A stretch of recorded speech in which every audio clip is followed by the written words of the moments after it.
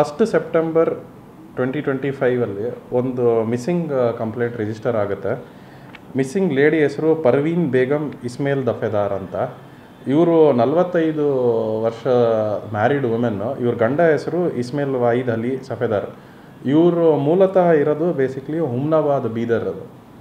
So ಇವರು ತಮ್ಮ ಬಂದು ಒಂದು ಕಂಪ್ಲೇಂಟ್ ಕೊಡ್ತಾರೆ. ಫಸ್ಟು ಏನಂದರೆ ಇವರು ಅವ್ರ ಅಕ್ಕ ಕಾಣೆಯಾಗಿದ್ದಾರೆ ಅಂತ. ಅದರಲ್ಲಿ ಕಂಪ್ಲೇಂಟಲ್ಲಿ ಏನಿದೆ ಅಂದರೆ ಬೇಸಿಕ್ಲಿ ಇಸ್ಮೇಲ್ ಮತ್ತು ಪರ್ವೀನ್ ಅವರು ಹುಮ್ನಾಬಾದಿಂದ 28ನೇ ತಾರೀಕು ಬಿಟ್ಟು 29ನೇ ತಾರೀಕು ಇಲ್ಲಿ ಹಳ್ಗ ಅಂತ ಒಂದು ಗ್ರಾಮದಲ್ಲಿರುವ Saint Mary's centre for disabled and for ಪ್ಯಾರಾಟಿಕ್ಸ್ಗೆ ಟ್ರೀಟ್ಮೆಂಟ್ಗೆ ಗಂಡ ಹೆಂಡತಿ ಬಂದಿರ್ತಾರೆ. ಆ ಸಮಯದಲ್ಲಿ ಏನಾಗುತ್ತೆ ಅಂದರೆ ಗಂಡ ಹೇಳೋದೇನೆಂದರೆ ಹೆಂಡತಿ KSRTC ಬಸ್ಸಿಂದ ಇಳಿದು ಹೋಗಿರ್ತಾರೆ, ಮಿಸ್ಸಿಂಗ್ ಆಗಿರ್ತಾರೆ, ಹುಡುಕಿ ಸಿಕ್ಕಿಲ್ಲ ಅಂದ್ಬಿಟ್ಟು ಅವ್ರ ಹೆಂಡತಿ ತಮ್ಮನಿಗೆ ತಿಳಿಸಿರ್ತಾರೆ. ಅವ್ರು ಬಂದು ಹುಡುಕಿ ಎಲ್ಲ ನೋಡಿ ಅದಾದಮೇಲೆ ಠಾಣೆಗೆ ಬಂದು ಒಂದು ಮಿಸ್ಸಿಂಗ್ ಕಂಪ್ಲೇಂಟ್ ಒಂದು 1ನೇ ತಾರೀಕಿಗೆ ಬಂದು ದಾಖಲಿಸಿರ್ತಾರೆ.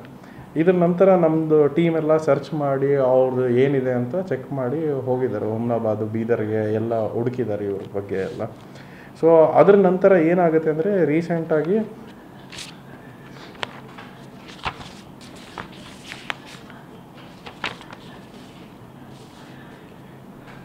ಹದಿನೇಳನೇ ತಾರೀಕಿಗೆ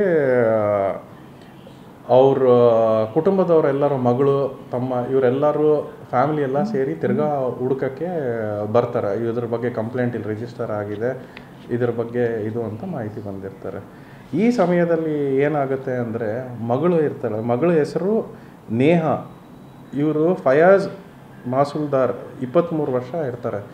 ಇವರು ಅವ್ರ ತಂದೆ ಹತ್ರ ಕನ್ಫ್ರಂಟ್ ಮಾಡ್ತಾರೆ. ಇಷ್ಟು ದಿವಸ ಆಯಿತು ಅವ್ರ ತಾಯಿ ಸಿಕ್ಕಿಲ್ಲ, ಏನಾಗಿದೆ ಅನ್ನೋದು ಒಂದು ಕನ್ಫ್ರಂಟ್ ಮಾಡಿ ಅವ್ರಿಗೆ ಫೋರ್ಸ್ ಮಾಡಿ ಅಂದರೆ ಏನು ನಡೆದಿದೆ ಅಂತ ಒತ್ತಾಯಪೂರ್ವಕ ಕೇಳೋದಾದಮೇಲೆ ಅವ್ರ ತಂದೆಯವರು ಪ್ರಮಾಣ ಮಾಡಿ ಆ ಥರ ಕೇಳಿದ್ದಾರೆ ಏನಾಗಿದೆ ಅನ್ನೋದು.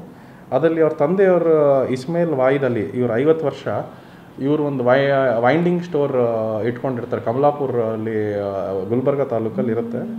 ಇವರು ಅವ್ರ ಮಗಳಿಗೆ ಅವರು ಒಂದು ಕನ್ಫೆಷನ್ ಮಾಡ್ತಾರೆ. ಏನಂದರೆ ಅವ್ರ ತಾಯಿಯವರು ಬೇಸಿಕ್ಲಿ ಅಂದರೆ ಪರ್ವೀನ್ ಇಸ್ಮೇಲ್ ಅವ್ರ ಹೆಂಡತಿ, ಇವ್ರಿಗೆ ಒಂದು ಅಫೇರ್ ಇದೆ ಅಂತ ಒಬ್ಬರ ಜೊತೆಗೆ ಅಂತ. ಈ ಅಫೇರ್ ಬಗ್ಗೆ ಯಾರ ಜೊತೆ ಇದೆ, ಎಷ್ಟು ವರ್ಷ ಜೊತೆ ಇದೆ ಅಂತ ಒಂದೆಲ್ಲ ಕನ್ಫ್ರಂಟ್ ಮಾಡಿ ನೋಡಿದಲ್ಲಿ ಅವ್ರ ತಾಯಿ ಕಂಪ್ಲೀಟ್ ಡೀಟೇಲ್ಸ್ ಹೇಳೋದಿಲ್ಲ. ಅದು ಕೋಪ ಇವ್ರದಲ್ಲಿ ಉಳಿದುಬಿಟ್ಟು ಇರೋ ಕಾರಣ ಅದಕ್ಕೆ ಅವ್ರನ್ನ ಕೊಲೆ ಮಾಡಿ ಮತ್ತು ಅವ್ರದ್ದು ಶವವನ್ನು ಇಲ್ಲಿ ಚಿತ್ತಾಕುಲ್ಲಾಯಿಂದ ಕದ್ರ ದಾಟದಾದ್ಮೇಲೆ ಹೋಗೋ ದಾರಿಯಲ್ಲಿ ಡಿಸ್ಪೋಸ್ ಮಾಡಿರ್ತಾರಂತ ಅವ್ರು ಕನ್ಫೆಸ್ ಮಾಡಿದ ಮೇಲೆ ಇವ್ರನ್ನೇ ನಾವು ಕಂಪ್ಲೇಂಟ್ ತೊಗೊಂಡು ಸರ್ಚ್ ಮಾಡಿ ಅದರಲ್ಲಿ ನಮಗೆ ಬಾಡಿ ಕೂಡ ಪತ್ತೆ ಆಗುತ್ತೆ. ಇದರದ್ದು ಬಾಡಿ ಪತ್ತೆ ಆಗಿ ಅದು ನಾವು ಮಾಜಾರು ಮುಗಿಸಿ ಇವಾಗ ಆರೋಪಿಯನ್ನು ಬಂಧನ ಮಾಡಿದ್ದೀವಿ.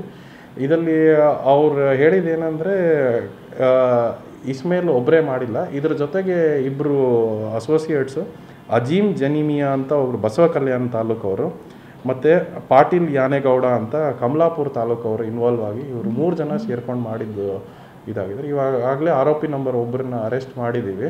ಆಮೇಲೆ ಇನ್ನೂ 2 ಅಬ್ಸ್ಕಾಂಡಿಂಗ್ ಇದ್ದಾರೆ, ಅವ್ರನ್ನ ನಾವು ಪತ್ತೆ ಹಚ್ತೀವಿ. ಮತ್ತು ಇದ್ರ ಬಗ್ಗೆ ಏನು ಎಕ್ಸಾಕ್ಟಾಗಿ ನಡೆದಿದೆ ಅಂದ್ಬಿಟ್ಟು ನಾವು ಇನ್ನೂ ತನಿಖೆ ಮಾಡ್ತೀವಿ.